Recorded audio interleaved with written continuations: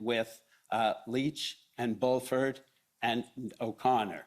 Message was delivered and explained. All parties were upset, and Leach was crying in regards to how unfair she felt this action was.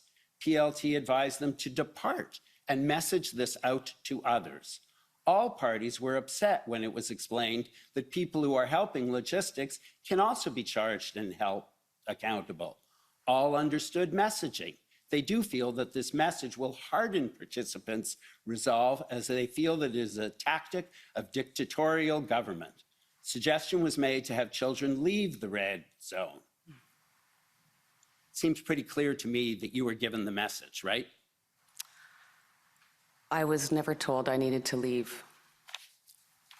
So the PLTs, that's fabricated. Right? I remember when they came in and we had the discussion, and I, as it says, became very upset. I believe I said something to the effect of, "I cannot believe that you're about to do this to your own people." We were there protesting peacefully, and the rest of that interaction, I was upset and I was crying, and I don't recall the You rest were of it. upset and you were crying because it was over and they told you to leave. I was upset and I was crying because of what they were proposing to do to Canadian citizens.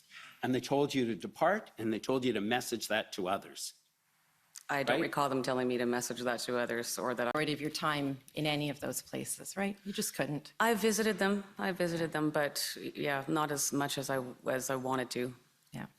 And I think I've seen you here throughout the hearing. You've been here almost daily. Yes, ma'am. And we've heard some evidence about some of the things that were going on in the protest crowds. I take it this was evidence you were hearing, information you were learning for the first time, like the threats to the mayor of Ottawa? I didn't know he was receiving threats. You didn't know that Chief Slowly had received death threats? No. You didn't know that Deputy Prime Minister Freeland had received I learned of that the other day, a couple yes. days ago, and the Prime Minister was receiving threats? I didn't know that. I was also receiving death threats. Were you also learning for the first time as you sat through this hearing about numerous weapons-related arrests in connection with these protests? Or did you know that at the time? I did hear something about Coots, but again, I didn't follow those stories that closely. I was too busy here. And weapons-related arrests in Ottawa? As far as I know, there was no weapons related. Okay, well, there's been some evidence about that, and if that's the case, that would be the first time you learned about that, too. Yes, I don't recall hearing about weapons, no. We've heard evidence about protesters surrounding police and bylaw officers who were trying to do their jobs. Is that something you knew was going on at the time? No. No. And this document was introduced into evidence yesterday by my friend, Mr. Diana, but no one spoke to it, so perhaps we'll pull it up. It's OPP 401819.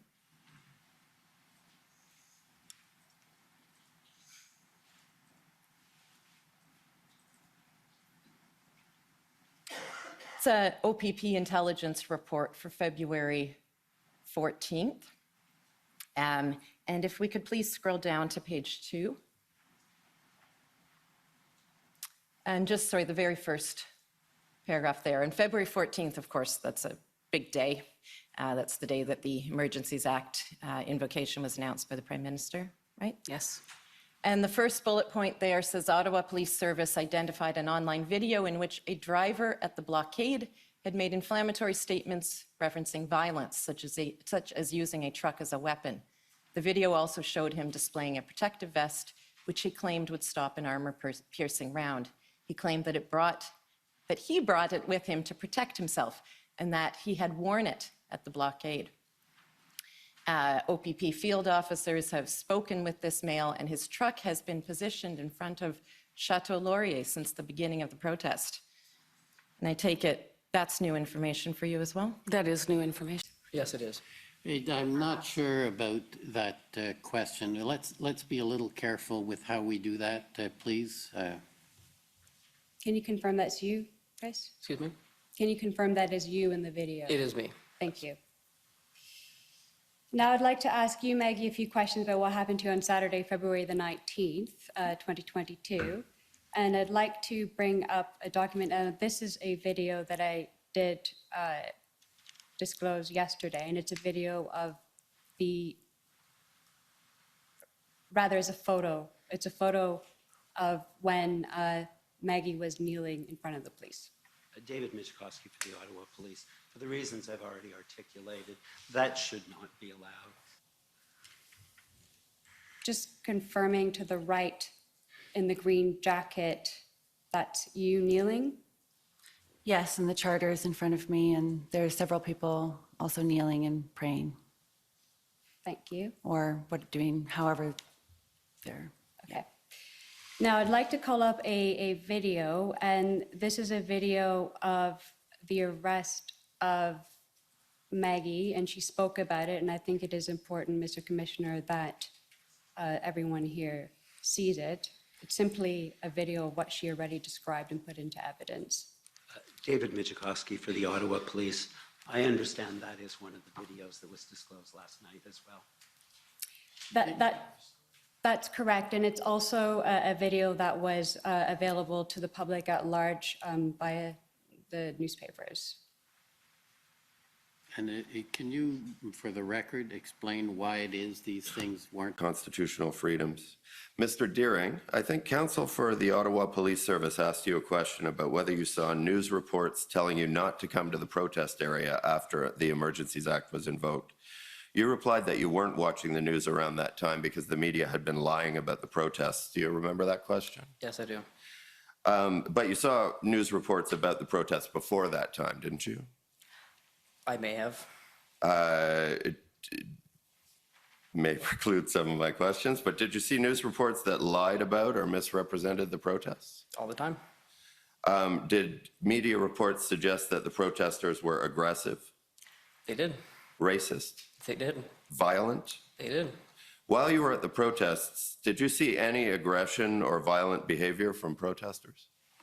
From protesters or the police, sorry. From the protesters? Oh, no, not from the protesters, no. From the police? Lots. Did you see any racist behavior while you were at the protests? No, it was a diverse culture. Thank you. Ms. Braun, some media reports and our Prime Minister have suggested that unvaccinated people are often racist and/or misogynist. Could you tell me whether you saw any racism or misogyny from unvaccinated people or anybody else while at the protests in Ottawa? Absolutely not. If anything, if anyone had any of that, there was a lot of healing with that, coming together for freedom from all over the world. And things were a little bit rushed at the end of your conversation with counsel for the convoy organizers, but you mentioned in passing that during your arrest, a gun was pointed at your head. Can you tell me a little more about that? That's right. So from the video, you saw that I was kneeling down. I had told the officers that I was willing to be arrested and that I would not resist. And at that point, I ended up on the ground with my hands in front of me, and a very heavy knee went into my back, and there were several officers on me. And because I caught my fall with my hands and they wanted my hands behind my back, they kept saying, put your hands behind your back, but I couldn't because of the weight. And it took some time, at least a minute, at which point I thought, okay, I'm going to dare look up. And I looked up, and there was a gun right up my head, a long rifle gun. Which end of the gun was pointed at your head? It looked like it was the barrel of the gun. And who was pointing it at your head? It was one of the officers. And I remember it was a more beige kind of camo. All right, well, thank you very much. Those. Couple of questions about some of your other observations. You saw. Short wrap-up. Yeah, so you saw the videos that my friend put up on there. Yes. Yes. All right, and she asked you some questions about your opinions on them. Other than those incidents, and first it wasn't asked, did you observe those events that were in those videos? Some of them, but not the majority of them. There's a lot of streets that I didn't see, so. Right, and two of the photos in there, one had a Confederate battle flag, the other had a Nazi flag. Did you see any such flags while you were in Ottawa? No, never. No. All right. And what, if any, conversations did you have with other protesters that you might classify as racist or misogynist or any form of things that you thought were inappropriate? Did you have any such conversations, either of you? Never. It was full of love, unity, joy. It was the best time after the last 2 years that we had had. It was incredible. Did any of them didn't call have for either. the overthrowing of the government of Canada by violence? No. No, Did any of them ever call for violence at all? no.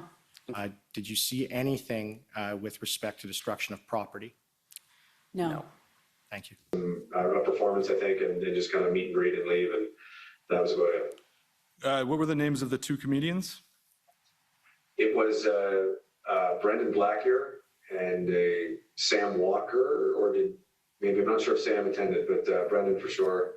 And there was also Brett Forte, who I don't know personally. I've never spoken to him.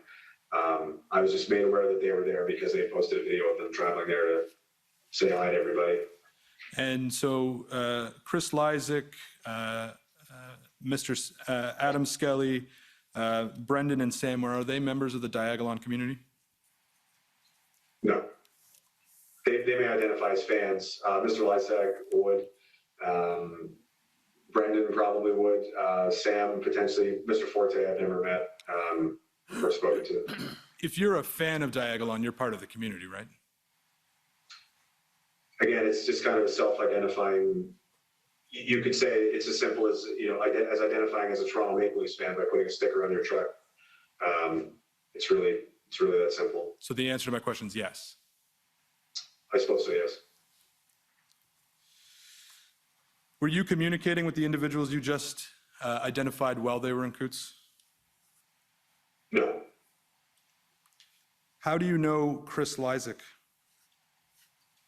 Mr. Lysak has been a longtime fan of the podcast. I met him personally in Saskatchewan in the summer of 2021, I believe, that first meet and greet get together I mentioned, and a subsequent one later in the year, perhaps September. There was a few dozen people. We, had a beer, ate a steak, with all these people, took a photograph together at one of them, and that's pretty much it. Did you talk to him when you were at either of those two meet and greets? Yes, I talked to dozens of people, yeah. Yeah. Chris was one of them. And I take it the topic of conversation at these meetings. Other maybe casual events, sometimes different beers that we enjoyed, things like this. You were asked questions about social media and social media influencers and their ability to either unintentionally or intentionally influence others. What are your views on legacy media being able to do that? Well, again, yeah, with seeing the size of the platform that it has and the amount of funding that's being dumped into it from the Canadian taxpayer, it's one of the bigger microphones that exists, and it's my opinion that it has an extreme amount of bias and has been almost weaponized in that way to push state and government messaging, to influence and perhaps correct the way that people are thinking as it benefits the people that pay their bills. I'd like to pull up POE.JMK701. It's an article from the Globe and Mail.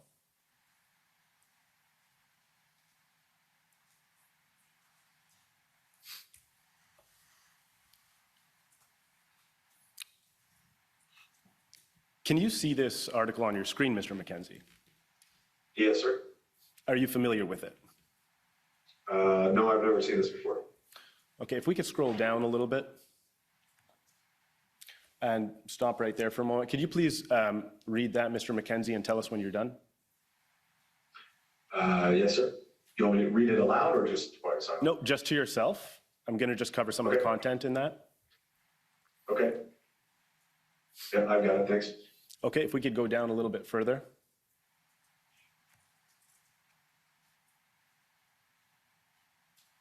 Okay. And a little bit further.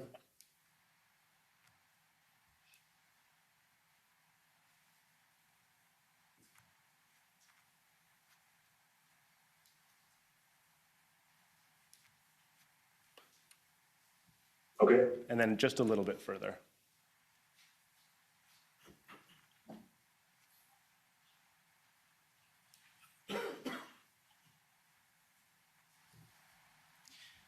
Okay.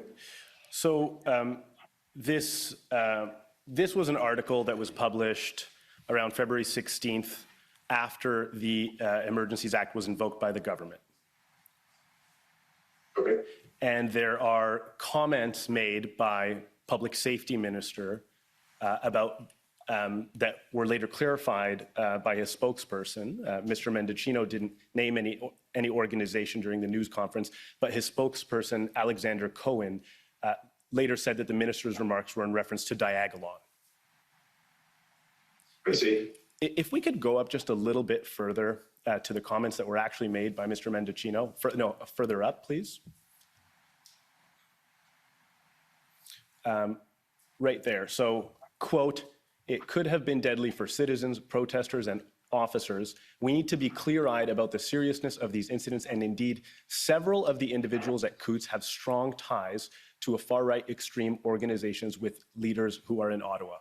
How many members, how many of the individuals at Coutts did you have any ties to? Just again, Mr. Lysak would have met twice. And would you consider that to be strong ties? No. Would you consider this to be an example of misinformation or no? Yes, I would. I'd like to pull up some of the clips, sir, that council have referenced, but that we've not actually gone over with you. If I could first ask that JMK 000, I think there's 7 zeros and 4. And this is a clip I understand from your social media dated January 23rd of this year, sir. So as long as everybody just keeps their head, don't do anything stupid, say anything stupid, nothing illegal, don't even speed. Don't give them anything. I spoke out publicly against the federal government vaccination mandate for COVID-19 vaccines. And after speaking out publicly, my security clearance was revoked. And I knew that I would be subject to disciplinary action. And after I reviewed what my options were in regards to that, I discovered that if I was terminated for misconduct, which I suspected would be the case, I could potentially lose roughly half of my pension transfer value. So I made the decision to resign out of fear that I would not be able to set my family up adequately financially in the future. Thank you. And beyond that, have the COVID-19 public health measures affected you or your family? Yes, sir, very much. Can you say briefly why? Well, the obvious beginning is that I felt it necessary to leave my 15-year career, which I was provided 15 dedicated years of service to the Mounted Police. I was not a complainer. I worked hard. I was passionate about my craft. I think I had a reputation of being a hardworking professional. Then beyond that, my wife and I were no longer permitted access to public spaces that we as tax-paying Canadians were helping fund. And that prevented us from being involved in our children's activities, such as minor hockey, which we were both heavily involved in for a number of years, roughly 6 years.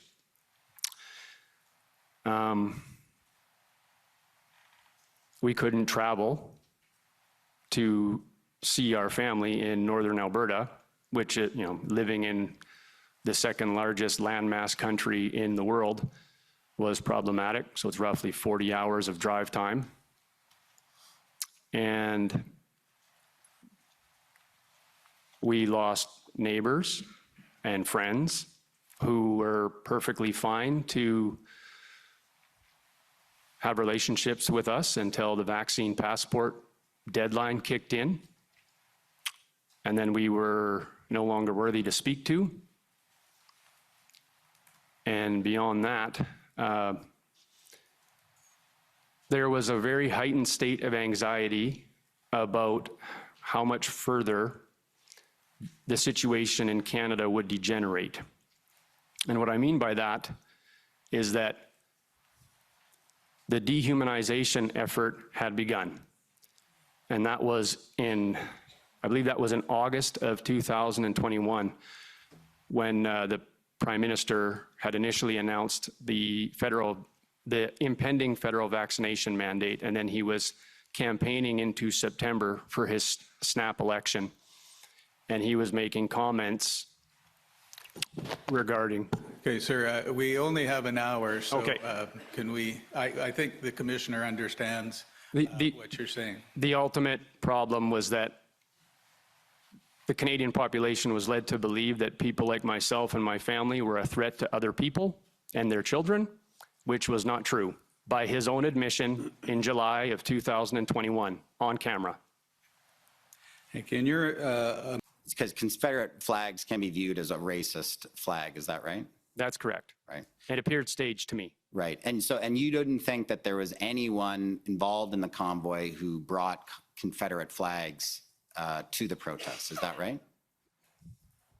Not that I was aware of. What the video, I seen the video of a masked man, like wearing a winter balaclava, walking through the crowd with a Confederate flag. And the video that I saw was a number of protesters telling him to get out of there because he wasn't welcome, and they didn't want that type of symbol being associated to the convoy. Right. All the convoy people left their Confederate flags at home, like Mr. Barber. Sir, I don't know what beliefs all of the people that came to Ottawa hold, and I don't know what they have in their possession. That would be purely speculation on my part. All right, thank you. For conduct that is respectful and lawful, you weren't always able to achieve that goal. Fair? I think we did a very good job considering the size of that convoy and the crowds that protest generated. But you weren't always able to control the. I don't think any of us expected this to go on indefinitely, but my understanding was that we were trying to take pressure off the city of Ottawa and Chief Slowly, right? With the negotiated deal that I learned about after the fact. And I was 100% on board with whatever negotiations that the truck captains could accomplish and legal team could accomplish with the police to prevent a massive takedown of the convoy occurring. I was in support of that.